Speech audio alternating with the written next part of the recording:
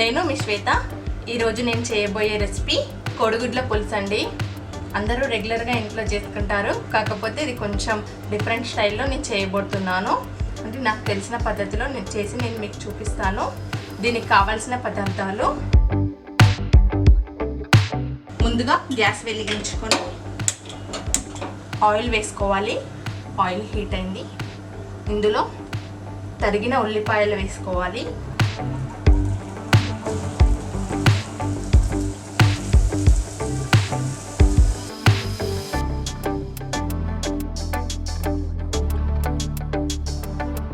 ఉల్లిపాయలు మగ్గడానికి టైం పడుతుంది కాబట్టి కొద్దిగా ఉప్పు వేసుకోవాలి. సాల్ట్ వేయడం వల్ల ఆనియన్స్ త్వరగా మగ్గుతాయి.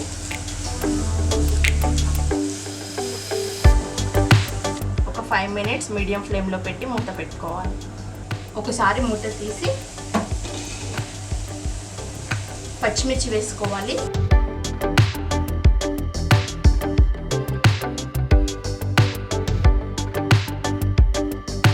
ఆనియన్స్ మగ్గేంత వరకు కోడిగుడ్లని ఆయిల్లో వేయించుకోవాలి.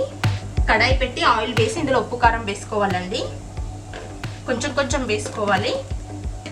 కొంచెం ఇది వేగాక ఇందులో ఎగ్స్ వేసుకోవాలి.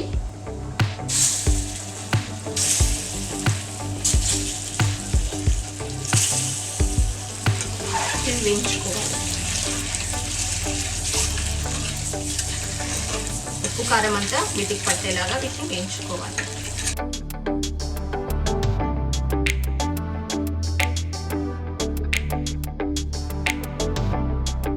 గ్యాస్ లో ఫ్లేమ్లో పెట్టి ఈ ఎగ్స్ అన్నిటిని ఉప్పు కారం పసుపు అన్ని ఎగ్స్కి పట్టేలాగా వేయించుకోవాలి. ఎగ్స్ ఇలా వేయించుకోవడం వల్ల చాలా బాగుంటాయి. ఎగ్స్ అయితే తినడానికి చాలామంది ఇష్టపడరు, సో అందుకని నేను ఇలా వేయించుకున్నాను. ఒక 5 minutes ఇలా వేయించుకోవాలి. చూడండి, ఇలా 5 minutes వేయించుకున్నాక చూసారు కదా, ఇలా పూర్తిగా ఎగ్స్ అన్ని ఫ్రై అయ్యాక గ్యాస్ ఆఫ్ చేసుకోవాలి. పక్కన పెట్టుకోవాలి ఎగ్స్ని. చూడండి, ఆల్మోస్ట్ మగ్గాయి. ఇందులో పసుపు వేసుకోవాలి 1 చెంచా, కారం 2 tablespoons వేస్తున్నాను, సాల్ట్ 1 spoon, అల్లం పేస్ట్ వేసుకోవాలి 1 tablespoon.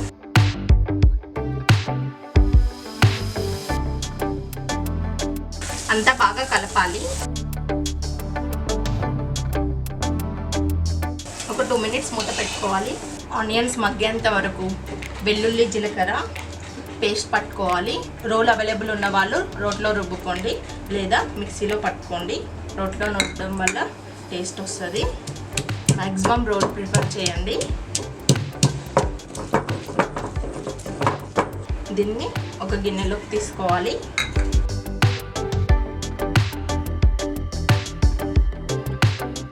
ఈ వెల్లుల్లి ముద్ద కోడిగుడ్ల పులుసులో వేయడం వల్ల సువాసనతో పాటు రుచిని కూడా ఇస్తుంది.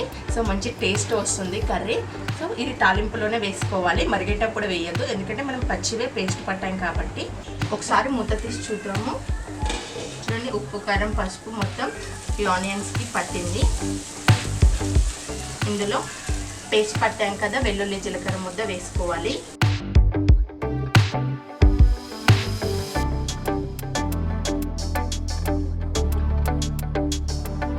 ఇప్పుడు చింతపులుసు యాడ్ చేసుకోవాలి. చింతపులుసు యాడ్ చేసుకున్నాక పులుసు మరగొచ్చే వరకు మూత పెట్టుకోవాలి.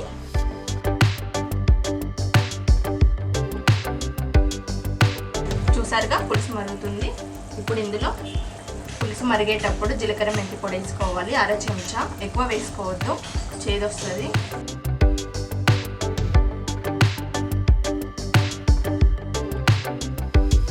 ఒక చెంచా ధనియాల పొడి వేసుకోవాలి.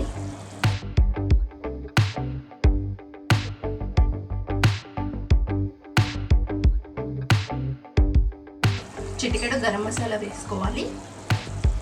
జీలకర్ర మెంతి పొడి ధనియాల పొడి పొడులను వేయడం వల్ల కోడిగుడ్ల పులుసు మంచి రుచి వస్తుంది. ఒకసారి ఇలా కలుపుకున్నాక ఇందులో తరిగిన కొత్తిమీర వేసుకోవాలి.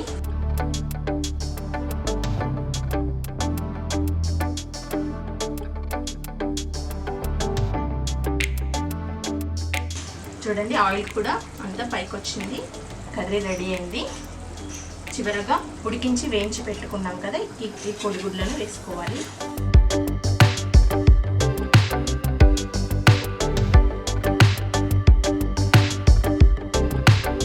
10 సెకండ్స్ మూత పెట్టి గ్యాస్ ఆఫ్ చేస్తే సరిపోయింది. 10 సెకండ్స్ అయ్యాక ఒకసారి మూత తీసి చూద్దాం. చూడండి, కర్రీ రెడీ అయింది. మీరు కూడా తప్పకుండా మీ ఇంట్లో ట్రై చేయండి. ఈ విధంగా టేస్ట్ ఎలా ఉందో మాకు కమెంట్ బాక్స్లో కమెంట్ చేయండి. ఈ కర్రీ స్పెషాలిటీ ఏంటంటే మనం తాలింపులో వెల్లుల్లి జీలకర్ర వేసాం కదా, సో అది వేయడం వల్ల మంచి టేస్ట్ వస్తుంది కర్రీ. మీరు కూడా ఒకసారి ఇలా ట్రై చేయండి ఫ్రెండ్స్.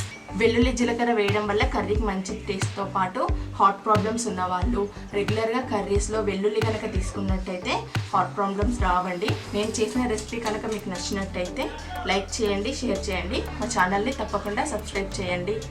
Thank you.